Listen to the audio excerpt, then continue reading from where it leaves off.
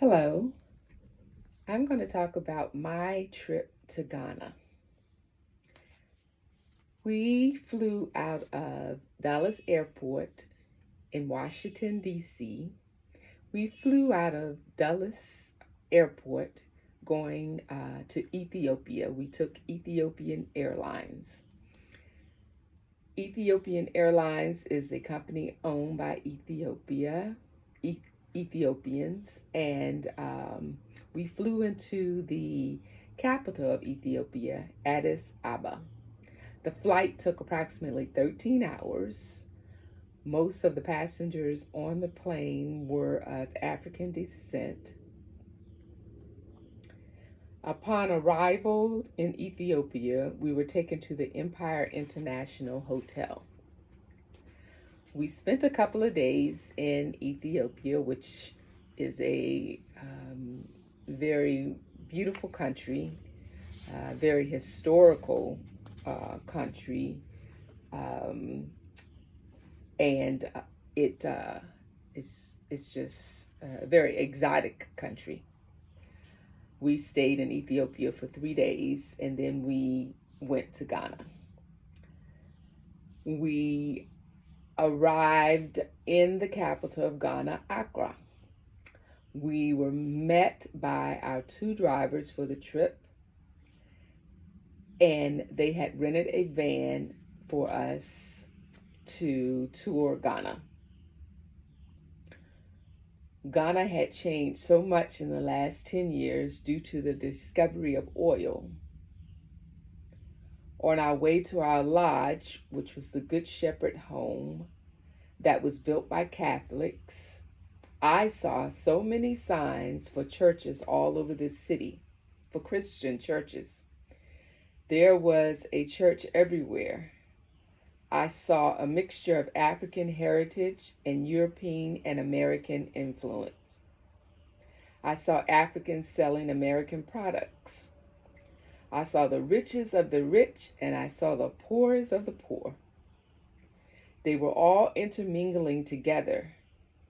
I saw private and government schools.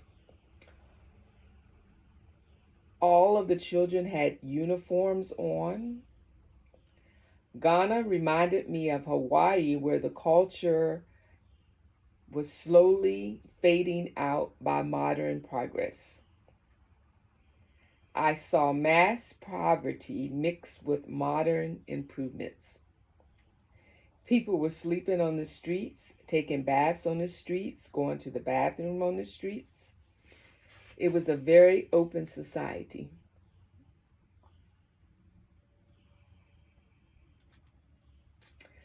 After we arrived at the Good Shepherd Hotel, we settled down, and then we decided to ride into town to exchange our American money for Ghana cedis.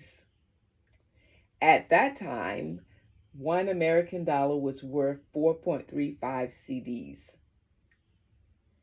Next, we went to purchase telephones for use while in Ghana.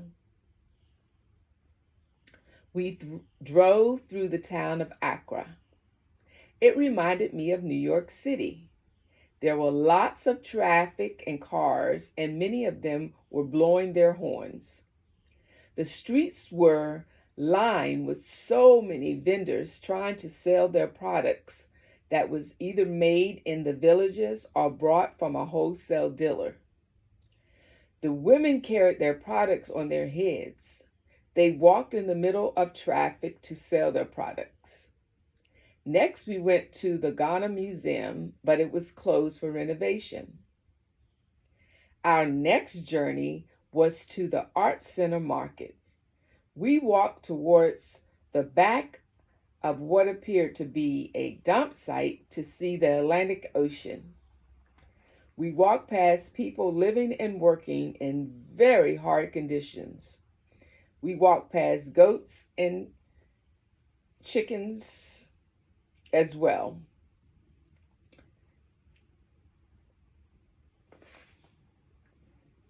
Next, we went to the memorial of Kwame Nkrumah, who was very influential in the independence of Ghana from England.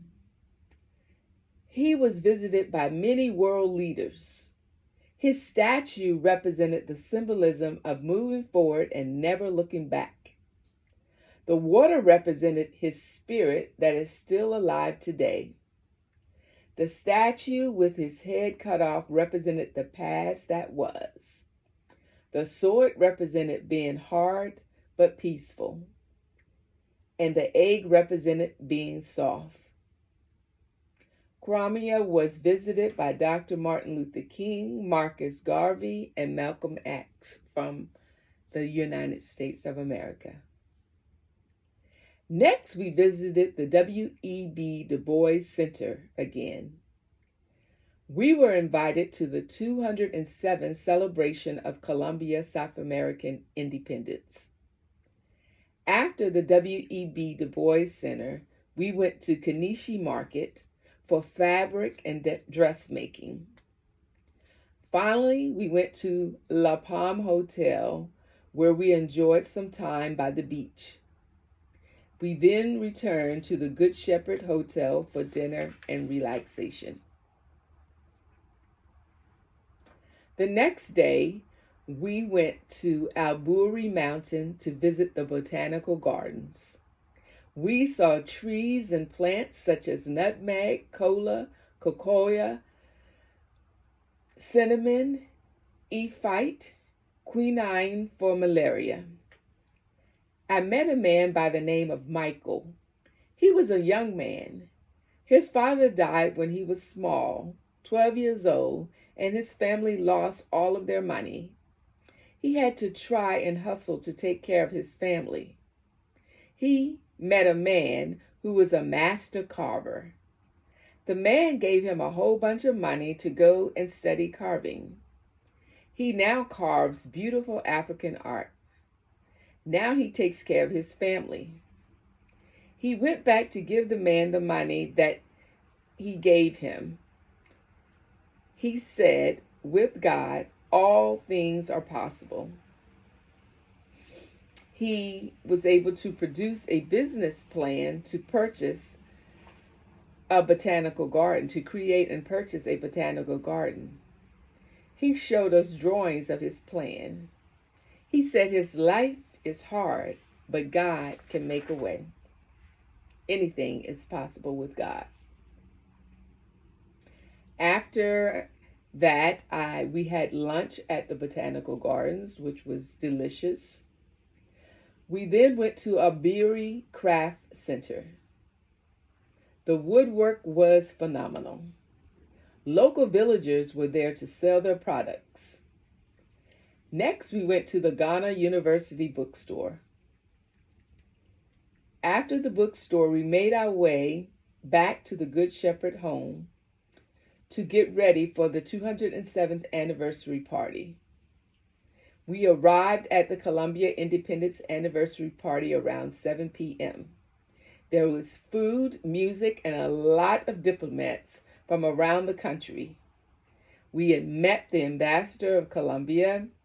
The celebration was held at the W.E.B. Du Bois Center. After leaving the center, we had a late dinner at Zen Lounge. The food was very good. We had fish, chicken, rice, avocados. We had a dish called jollof rice. Our next destination was the Volta region. Our first stop was at a gas station, and we were on our way. We noticed that American influence is a part of Ghana's culture in music, business, church, food, development, clothing, education. I saw the sun rise above the mountains as we headed to the Volta region. I saw monkeys peek out of the forest. We crossed a Kosoba Dam over a high bridge in the mountains. We passed through many villages. The road conditions were challenging. There were dirt roads and many bumps in the road. We had to maneuver our way to get to our destiny. We stopped on the side of the road to take a break. Our next stop was Taffy Madur Basic School, P.O. Box 34 KPEVE. We presented the students with supplies. We also presented the teachers with $100 American money, which equates back then to about 4,350 Ghana cedis. It was a heartfelt experience. The gifts were received with humility and thanksgiving. Our next stop was Monkey Sanctuary. We walked through the forest until we saw the monkeys swinging over our heads. We were in Eveland on our way to Togo. After lunch, we were on our way to Willie Falls. At Willie Falls, there were 9 rivers we had to cross. The rainforest was full of wonder and sounds. The creeks and the rivers soared from the falls. The falls crossed 2 countries, Togo and Ghana. One of the individuals on our trip immersed ourselves in the wonderful water at the falls.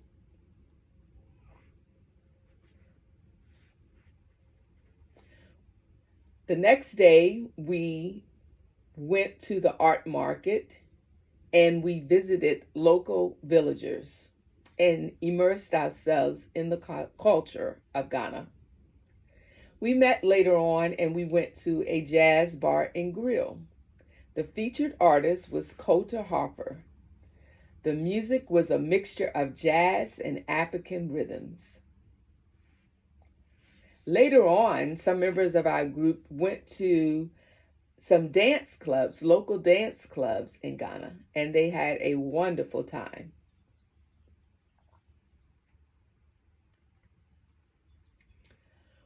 We next went to a church. The church name is Agri Memorial Ames. We had a conversation about the origin of Methodist Church.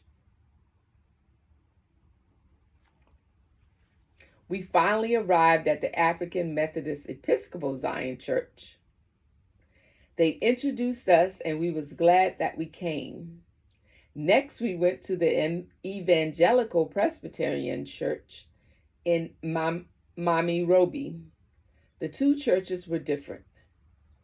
The Episcopal Church was similar to our Pentecostal churches in America. We sung before the congregation. The song we elected to sing was Swing Low, Sweet Chariot. The congregation knew the song. They sung with us. After the offertory prayer, a gentleman came out and gave us an account of the offering. The choir marched in after they finished singing. They had on black and white robes. The pastor had the choir sing for us because he said Americans love their singing and their dancing. There was a 9-year-old boy playing the organ. He was very good. People gave him money as he was playing. We also met a couple that was about to get married, and we were invited to attend. We gave or presented them gifts as well. We next left and went to the mall in Ghana. The mall was very modern. The shops were very modern. It was a very well built mall.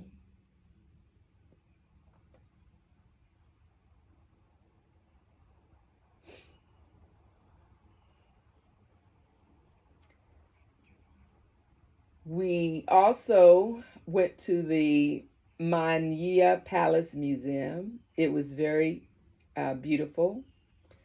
We learned about the Akan people, and we learned about the Ashanti people.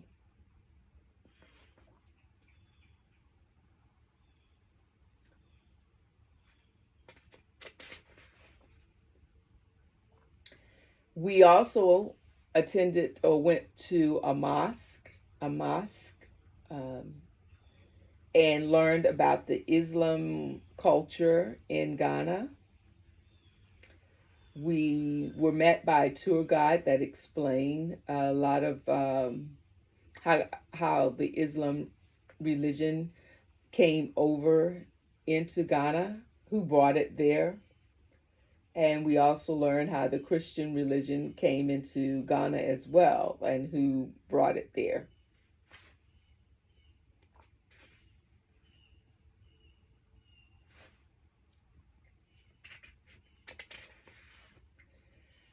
Next, we went to the African Diaspora Clinic in Kumasi.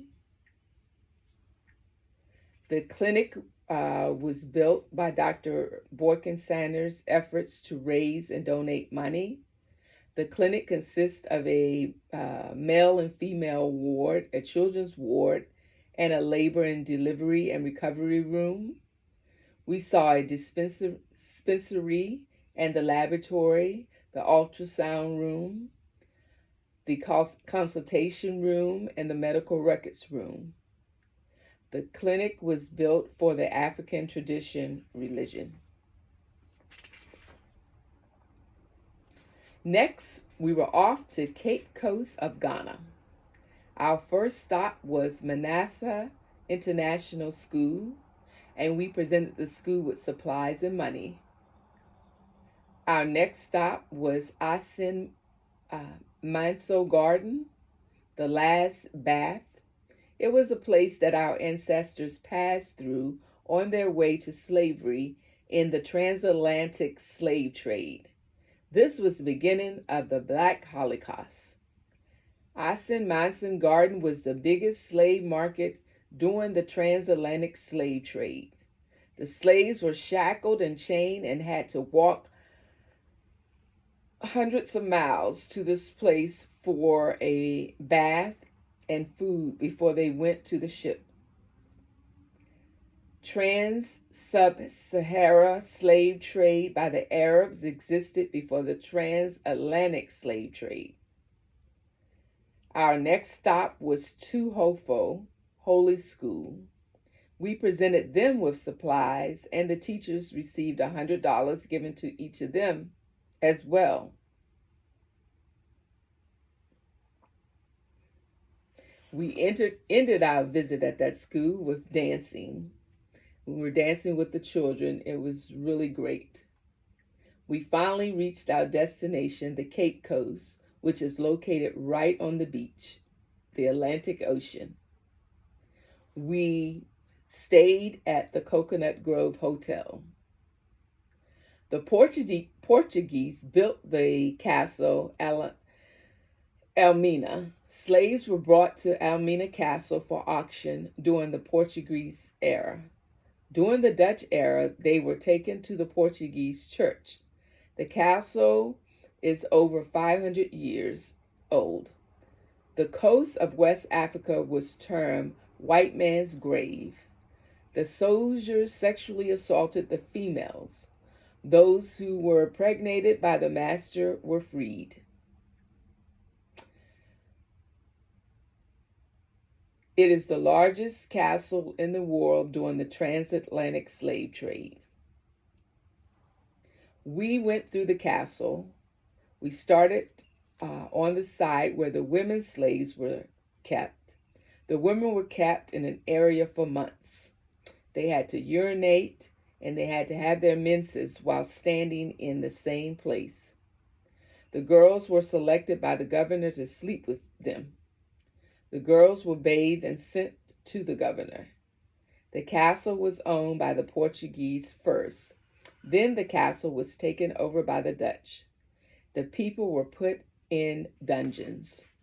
They were chained together. Later, they were taken through the door of no return and put on ships that took them to faraway lands. Next, we went to the Cape Coast Castle. The Europeans owned this castle. We saw a movie about the history of African people and their exodus or diaspora to many countries. Next, we went to Renu Beach.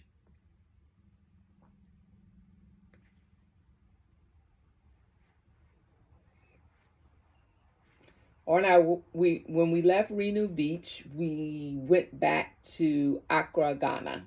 On our way back, we saw several funerals, and many of the people were dressed in red and black. And funerals are like celebrations, almost like New Orleans, Louisiana in America. The next day, we visited a church pastored by Duncan Williams. He preached a powerful message. The church, again, was similar to the Pentecostal churches in America. It was amazing to see how the Ghanaian worship style was similar to the American Christian worship style. Our next day, we went to Kanishi Market again. We were able to pick up our dresses that we ordered. Our dresses were made by a seamstress. There were many women that had sewing machines that could produce dresses in a day or two. They were just master seamstress. We also saw in the Kanishi Market, of course, food, vegetables, fish, materials for clothing. Next, we went to the Art Center, and the people were there again selling their clothing, their drums, their jewelry, things that they have made, products that they have made.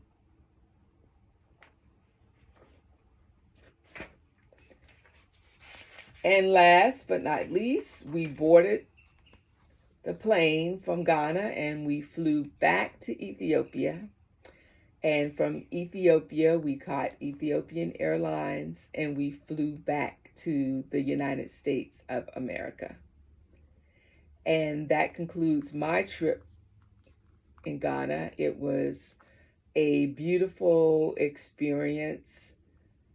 It was wonderful to connect to our ancestors, wonderful to kind of tie the knot or see the full circle of our ancestors and how we were sent to America, and to know that somewhere we belong to, or we still have family in the West Coast of Africa. Again, it was a beautiful experience, and I hope that many Americans will get the opportunity to go and get that connection. Thank you.